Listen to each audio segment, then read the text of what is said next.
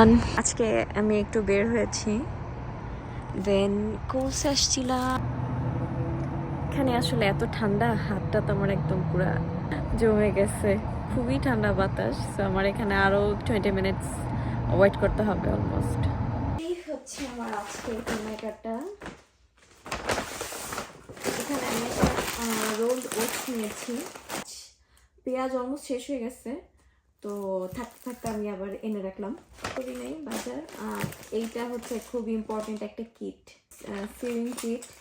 তো এই যে মানে এখানের মধ্যে মোটামুটি সবগুলো কালার আছে, সুই আছে সব টাইপের, খুবই ভালো একটা। এটা দেখে মনে হচ্ছে একটা আমি নর্মালি হচ্ছে কোরিয়ান কিছু ময়শ্চারাইজার ইউজ করি, তো আজকে এটা নিয়ে আসলাম।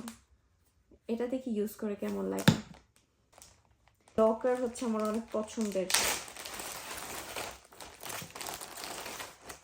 আমার অন্য চকলেট খুব একটা মজা লাগে না, বাট ওয়েফার টাইপের এইগুলো খুবই মজা লাগে। আর এটার মধ্যে হচ্ছে লোকার, এটা খুবই মজা জিনিস। নেই নাই কেমার্ট থেকে হচ্ছে এটা লাগতো, এটা নিয়ে আসছি। থার্মাল ফ্লাস্ক লাগতো, কারণ বাইরে যখন আমরা যাই তো তখন আর কি এই সেটটা নিয়েছিলাম, ওই যে সবজি টবজি কেটে টেটে রাখার জন্য, তারপরে যে আটা ময়দা মাখানোর জন্য। তো এই বোলগুলো আসলে লাগে। আমি হচ্ছে রাতের জন্য এখন খাবার রেডি করতেছি। তো আলু ভর্তা করবো দেখে আলু সিদ্ধ বসাই দিছি।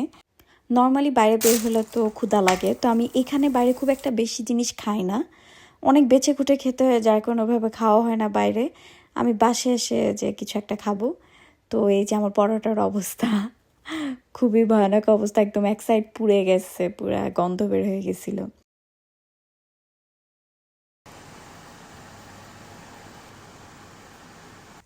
আমি এখন হচ্ছে পাঞ্চায়েত দেখবো আর খাবো। আজকে ভাবছি যে কনডেন্স মিল্ক দিয়ে চা খাবো। সো দেখি, এই কনডেন্স মিল্কটা আমি এখনও ট্রাই করে দেখিনি, দেখি এই কনডেন্স মিল্ক কেমন লাগে। তো এটা দিয়ে হচ্ছে চা খাবো, চিনি দিব না, সো চিনির পরিবর্তে কনডেন্স মিল্ক দিব। আর এইটা তো লুজ চা পাতা না, সো এই চা পাতাগুলোর প্যাকেট হচ্ছে আমি অনেকগুলো করে দিই, এটা তাহলে একটু করা হয়। আমি হচ্ছে পঞ্চায়েত সিরিজটা দেখা শুরু করেছি রিসেন্টলি, মোটামুটি তো সবাই অনেক আগে দেখে ফেলেছে, আমি হচ্ছে রিসেন্টলি দেখছিলাম। তো এই যে আমার টিভিতে পঞ্চায়েত চলছে, আর আমি যে এখন বসে বসে চা খাবো আর ওটা দেখবো।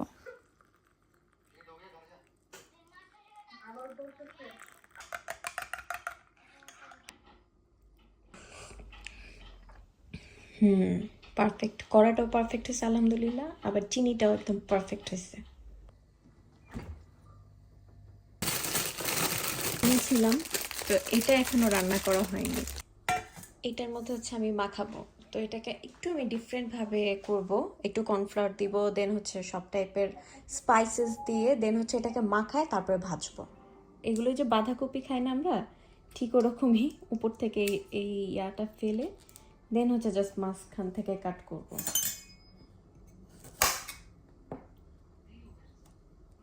জাস্ট এইভাবে কাট করব। ফার্স্টে হচ্ছে আমি গোলমরিচ গ্রাইন্ড করে দিচ্ছি, মধ্যে লবণ দিয়ে দিব, ধনিয়া গুঁড়া দিব হালকা, লাল মরিচের গুঁড়া দিয়ে দিব, জাস্ট গায়ে গায়ে লাগবে, একটু ক্রিস্পিনেস আসার জন্য এটা দিলাম। হচ্ছে কস্কো থেকে বাটারটা এনেছিলাম, বিশাল বড় সাইজের একটা বাটার, এটা হচ্ছে 1 কেজি বাটার। এখন আমি হালকা সটে করব।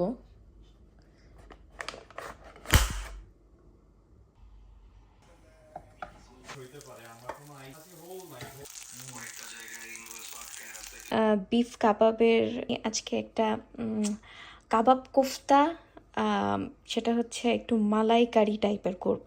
ওকে, আর এটা হচ্ছে আমার এই যে ভুনা খিচুড়ি, এটা আমি হচ্ছে এরকম করে গোল গোল করে ভেজে নিচ্ছি, খুব বেশি তেলে আমি দিচ্ছি না, ডুবো তেলে দিলে আরও বেশি ভালো হয়, বাট আমি এটা কম তেলে ভেজে নিব।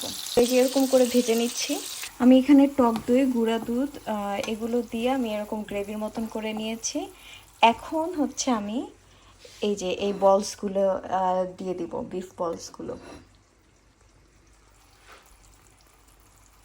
এখানে আমি এই যে কোফতাগুলো সব দিয়ে দিয়েছি, এখন জাস্ট উল্টে পাল্টে দিব, কষিয়ে দেন আমি সামান্য পানি দিব। এই তো আজকে এখন রান্নাবান্না কমপ্লিট করে দেন আমি হচ্ছে একটু রেস্ট করব। সো আজকের জন্য এই পর্যন্ত ব্লগ। টিল দেন সবাই ভালো থাকো। আল্লাহ হাফেজ।